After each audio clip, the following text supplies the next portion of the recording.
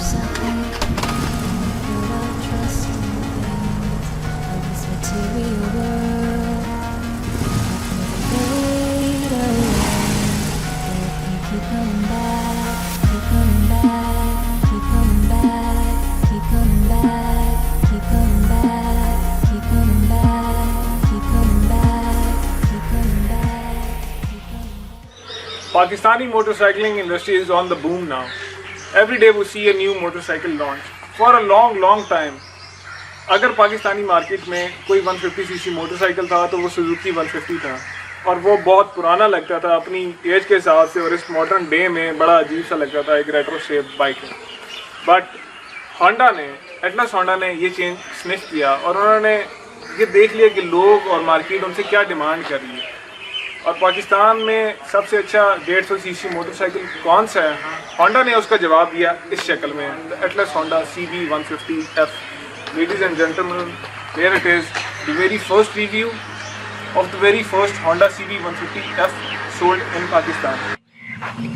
Believe it or not, this is one of the prettiest Honda that ever rolled out of a Atlas Honda showroom. I mean, just look at it once and you have to look back again. Yes, this is a 150cc motorcycle by Atlas Honda Limited.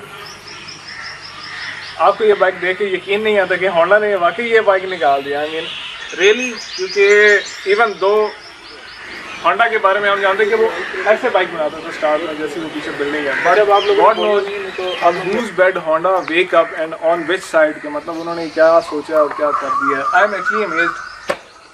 अब आप लोग कहोगे तू तो हर bike चला के amaze हो जाता है, बट आई विल से कि आप आओ देखो इसको पर्सनली, शोरूम पे जाके विजिट करें नेकेड आई से, एंड देन टेल मी कि क्या वाकई मेरी अम्यूजमेंट जो है वो गलत है या सही है।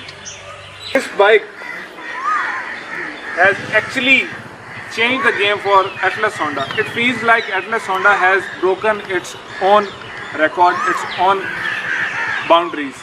Honda के बारे में जैसे हम सारे जानते हैं कि रेट्रो बाइक्स थे उनके काफ़ी। CG125 was an overhead valve 125cc, उसमें बॉडी स्टाइलिंग के अलावा कोई ख़ास चेंज नहीं आया उसके अंदर।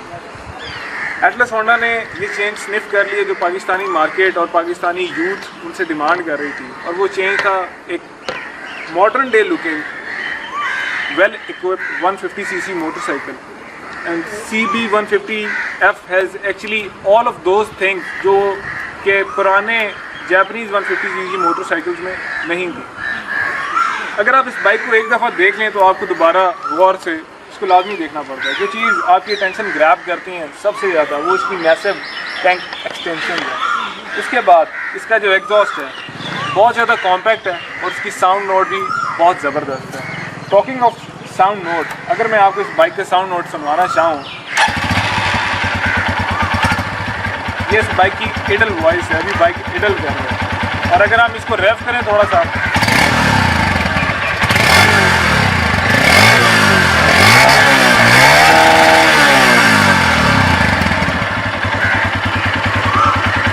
Because of being overhead camshaft 150cc engine, इस बाइक के अंदर बैलेंसर टेक्नोलॉजी भी होंडा ने इस्तेमाल की है। बैलेंसर होने की वजह से इस बाइक में वाइब्रेशन तकरीबन ना होने के बराबर है।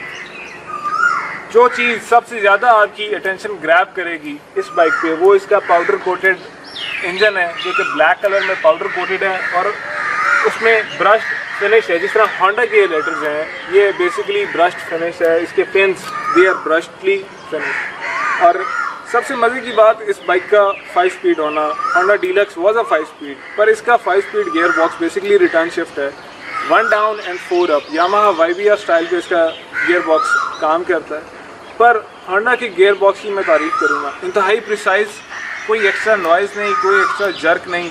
ये बाइक हार्डली 88 किलोमीटर चला है और जैसे आप एक नए YBR में बैठे हैं, KPR में बैठे हैं, गियर्स थोड़े से हार्ड होते हैं और आपके न्यूट्रल में शिफ्ट करते हुए काफ़ी दिक्कत होती है। इस बाइक में ऐसा कोई इशू नहीं है, आप बड़े आराम से न्यूट्रल में उसको शिफ्ट कर सकते हैं whenever you want, wherever you want. The most impressive thing which Honda has done is a relaxed and very calm sitting position. इस बाइक का जो राइडिंग पोस्चर है वो बहुत ही ज़बरदस्त है। इसके जो फुट रेस्ट हैं वो थोड़े से स्लाइटली रेयर सेट हैं, हैंडल काफ़ी अच्छे डिस्टेंस पे है और आप की जो लेग्स हैं basically they hug these tank extension और एक बड़ी ज़बरदस्त स्पोर्टी टच ये बाइक आपको देता है।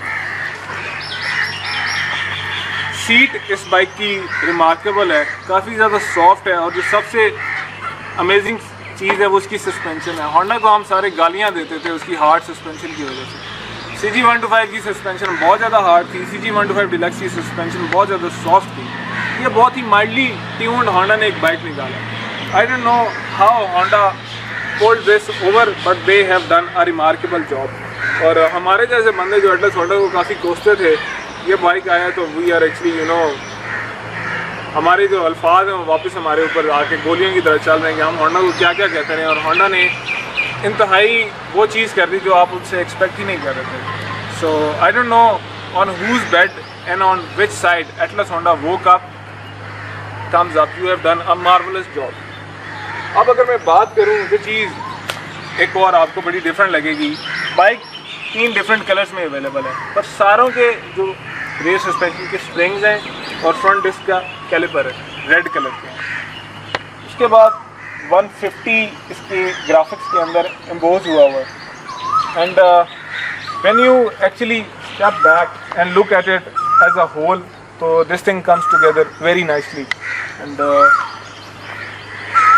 होंडा फैंस पहले यामाहा YBR फैंस को कहते थे कि आपके बाइक में प्लास्टिक बहुत ज़्यादा इस्तेमाल हुआ है।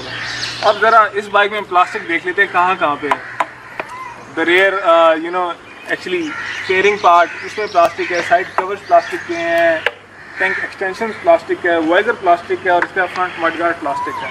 बट इसकी पेंट क्वालिटी, इसकी बिल्ड क्वालिटी और इसकी फिनिश बहुत ज़्यादा प्रिसाइज है। Once again I am going to say कि होंडा से ये चीज़ें एक्सपेक्टेड नहीं थी जो होंडा ने कर दी है। पैनल गैप बहुत रीजनेबल और ऐसे नहीं लगता कि मिसमैच है, एवरीथिंग इज़ फ्लोइंग और एक बड़ा स्मूथ फील आ रहा है इस बाइक। सिर्फ एक चीज़ जो मैं रिमूव करना चाहूँगा वो है ये ग्रैब रेल, क्योंकि ये एक तो एलुमिनियम की है, काफ़ी ज़्यादा सॉलिड भी है एंड इट लुक्स अगली। पर होंडा ने एक ऐसे सेगमेंट को टारगेट किया है कि 150cc मोटरसाइकिल हम सारे लेके जाते थे टूर्स पे। टूर के लिए किसी को भी बाइक चाहिए था तो GS150 was one of the best options. Why? It was 5 speed, it had a bigger fuel tank, it had a wider seat और उसकी व्हील बेस भी काफ़ी लंबी थी, OHC था वो और काफ़ी ज़्यादा सॉलिड बाइक था। What I believe is कि एटलस होंडा ने उन सारी चीज़ों का जवाब दिया है ये बाइक बना के। So अब मैं आपको दिखाता हूँ वो चीज़ें जो एटलस होंडा के पहले बाइक्स में नहीं होती थी और अब इस बाइक में उन्होंने इनकॉर्पोरेट की है। The moment you sit on CB150F, comfort और वाइड सीट आपको काफ़ी अच्छा एक सिटिंग पोस्चर फील करवाती है, आपके हैंड्स बहुत अच्छे डिस्टेंस पे होते हैं। होंडा का हर बाइक उसका मीटर एनालॉग ही होता है, स्पीडो भी और उसका RPM भी। जो चीज़ इस बाइक के मीटर को डिफरेंट बनाती है वो एक तो फ्यूल गेज है और गियर पोजीशन इंडिकेटर है। इसके डायल्स का जो कवर है वो सिल्वर कलर का और काफ़ी प्लेजेंट फील होता है।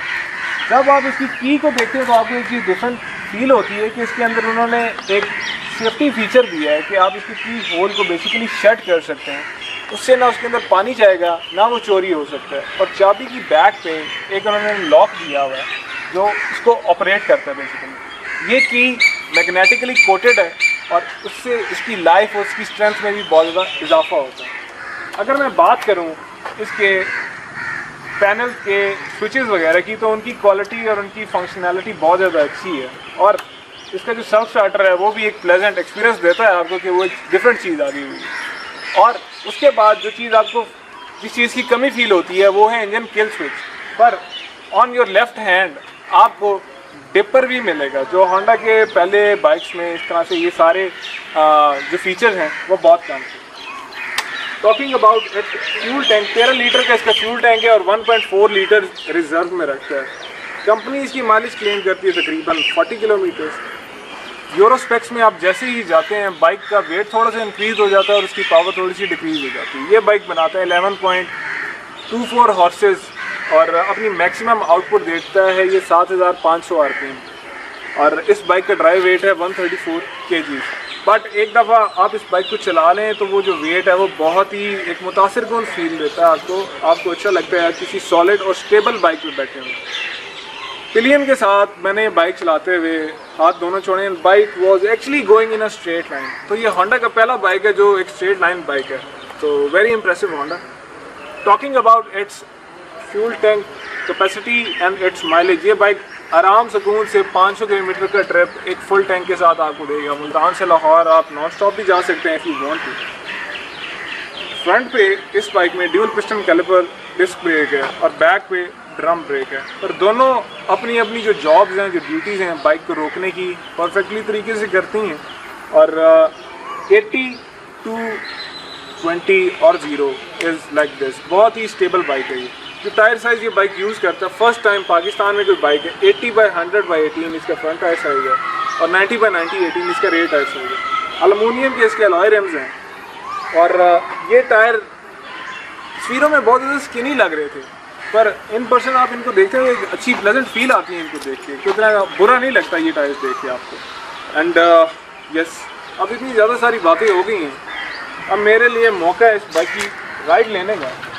और this is the part where I enjoy this job the most because I get to ride different motorcycle.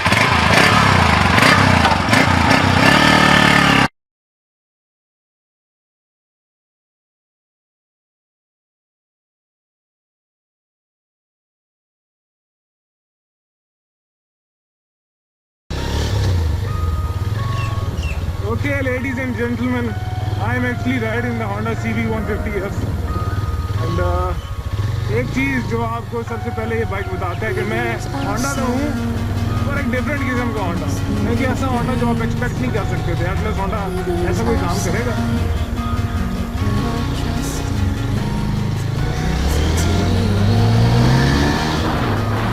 Fade away, let me keep coming back, keep coming back, keep coming back, keep coming back, keep coming back, keep coming back, keep coming back, keep coming back, keep coming back. I am actually amazed how Honda has done it.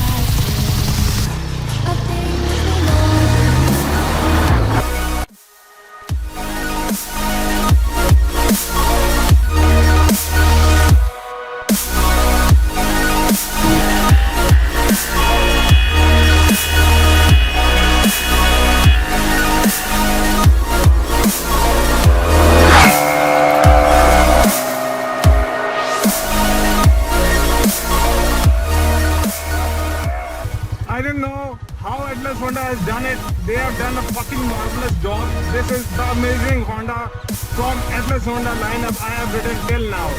And honestly, जब आप इस bike पे बैठते हैं, जब आप इस bike को स्टार्ट करते हैं, जब आप इस बाइक की पहली राइड लेते हैं, आपके सारे परसेप्शन Honda के बारे में as a company totally change होना शुरू हो जाते हैं.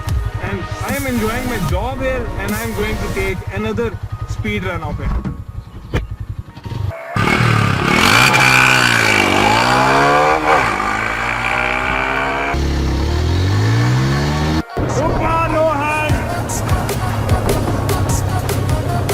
I fear if Atlas Honda can do this with their previous bikes, but with this you can do.